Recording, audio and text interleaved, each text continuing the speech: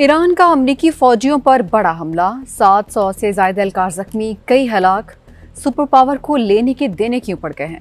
آپ جانتے ہیں نا، امریکی فوج دنیا کی سب سے طاقتور فوج ہے جناب، جو ایک بار پھر فتور ڈالنے میں مصروف ہے۔ جنگ چل رہی ہے اور جنگ بھی ایسی کہ سامنے ایران ہے۔ امریکی صدر کا یہ دعویٰ ہے کہ سب کچھ کنٹرول میں ہے، بس مسئلہ تھوڑا سا یہ ہے کہ فوجی زخمی ہو رہے ہیں، اربوں ڈالرز خرچ ہو رہے ہیں، ہتھیاروں کے ذخائر پر دباؤ بڑھ رہا ہے، فوجی مہینوں سے سمندر میں تعینات ہونے کی وجہ سے خودکشیاں کر رہے ہیں، لیکن گھبرانے کی کیا بات ہے؟ آخر امریکہ ہے نا دنیا کے سپر پاور۔ ہاں، وہ الگ بات ہے کہ اب سوال یہ اٹھ رہا ہے کہ سپر پاور کی طاقت کی بھی کوئی حد ہوتی ہے یا نہیں۔ اگر ایران کے ساتھ یہ جنگ مزید لمبی ہوئی تو اصل امتحان شاید میزائلوں کا نہیں، امریکہ کے صبر، پیسے، ہتھیاروں اور فوجی برداشت کا بھی ہوگا۔ آج کی ویڈیو میں اسی پوری کہانی کو سمجھتے ہیں۔ ناظرین، پینٹاگون کے تازہ اعداد و شمار کے مطابق ایران کے ساتھ جاری جنگ میں 750 سے زائد امریکی فوجی زخمی ہو چکے ہیں۔ امریکی محکمہ دفاع نے کیجویلٹی ڈیٹا بیس یعنی DCAS میں مزید 50 سے زائد زخمی فوجیوں کا اضافہ ہوا ہے، جس کے بعد اب تک مجموعی طور پر ایران سے پنگا لینے کی وجہ سے امریکہ کے 18 فوجی ہلاک اور 757 زخمی ہوئے ہیں۔ لیکن یہاں کہانی صرف اعداد کی نہیں، کیونکہ کچھ عرصہ پہلے اسی ڈیٹا بیس میں 4 ہلاکتیں اور درجنوں زخمی اچانک غائب ہو گئے تھے، جو بعد میں واپس بھی آ گئے۔ امریکی محکمہ دفاع نے اسے ڈیٹا ریکارڈ میں عارضی تکنیکی مسئلہ قرار دیا، یعنی جنگ اپنی جگہ جاری ہے مگر ڈیٹا کبھی غائب ہو رہا ہے اور پھر واپس بھی آ رہا ہے۔ پینٹاگون نے گزشتہ ماہ کیجویلٹی ڈیٹا بیس میں بیرون ملک آپریشنز کے لیے ایک نئی کیٹیگری بھی شامل کی، جس میں 7 جولائی سے ہونے والی کیجویلٹیز شامل ہیں۔ لیکن دلچسپ بات یہ ہے کہ محکمہ دفاع نے یہ واضح نہیں کیا کہ یہ کیجویلٹیز کس کانفلکٹ سے متعلق ہیں۔ 7 جولائی کو تاریخ اس لیے اہم ہے کیونکہ اسی دن ٹرمپ انتظامیہ نے کانگریس کو بتایا کہ ایران کے ساتھ ایک نیا کانفلکٹ شروع ہو چکا ہے۔ تو سوال بنتا ہے، اگر جنگ اتنی واضح ہے تو کیجویلٹی کیٹیگری اتنی پرسرار کیوں ہے؟ اب ایران کی طرف آتے ہیں۔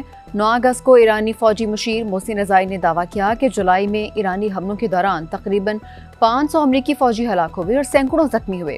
ایرانی ریاستی میڈیا سے منسلک ذرائع نے یہ بھی دعویٰ کیا کہ امریکہ نے تقریباً 650 اہلکاروں کی ہلاکت کو تسلیم کر لیا ہے۔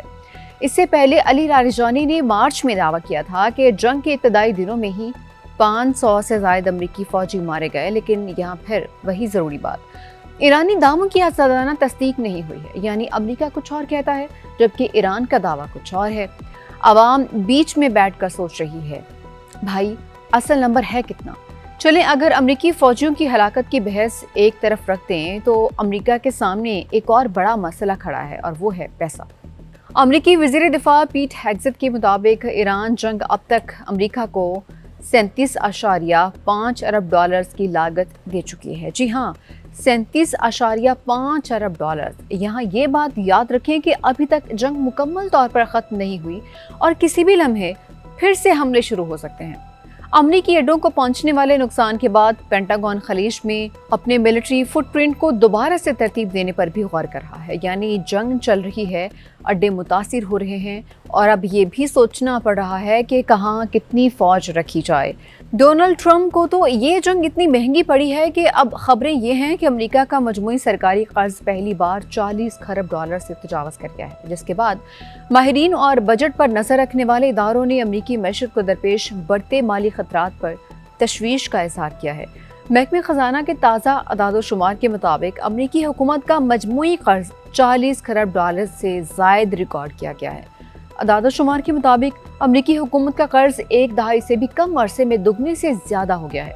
جنوری 2017 میں ڈونلڈ ٹرمپ کے پہلی بار صدر بننے کے وقت امریکی قرض تقریباً 19.95 کھرب ڈالرز تھا۔ امریکیوں کے لیے ایک اور مشکل بھی ہے، پیسہ بھی شاید کہیں نہ کہیں سے آ ہی جائے گا، لیکن اصل مسئلہ یہ ہے ہتھیار۔ ایران جنگ میں امریکہ بڑی مقدار میں فضائی دفاعی میزائل شکن نظام اور درست نشانے والے ہتھیار استعمال کر رہا ہے۔ ACIS کے جائزے کے مطابق پیٹریوٹ میزائل شکن نظام کے ذخائر 1000 سے نیچے آ چکے ہیں۔ تھرڈ میزائل دفاعی نظام کے ذخائر کا تخمینہ تقریباً 250 ہے۔ پینٹاگون دفاعی کمپنیز سے کہہ رہا ہے کہ پیداوار اور ترسیل تیز کی جائے کیونکہ بعض اہم جنگی گولہ باری کو انتہائی شدید قلت کا سامنا ہے۔ تو ذرا تصور کیجئے کہ دنیا کی سب سے بڑی فوجی طاقت ایک جنگ لڑی ہے اور ساتھ ہی یہ بھی دیکھنا پڑا ہے کہ گودام میں کتنا جنگی گولہ بارود بچا ہے، کیونکہ جنگ میں صرف نعرے نہیں چلتے جناب، میزائل بھی چاہیے ہوتے ہیں۔ اگر امریکہ ایران میں اپنے ہتھیار تیزی سے استعمال کرتا رہا تو کیا وہ کسی اور دوسری بڑی جنگ کے لیے بھی تیار رہ سکے گا، خاص طور پر بحر الکاہل کے خطے میں؟ یعنی سوال صرف یہ نہیں کہ امریکہ ایران کو کتنا نقصان پہنچا سکتا ہے، سوال یہ بھی ہے کہ ایران جنگ امریکہ کے اپنے فوجی ذخائر کو کس حد تک کھینچ رہی ہے۔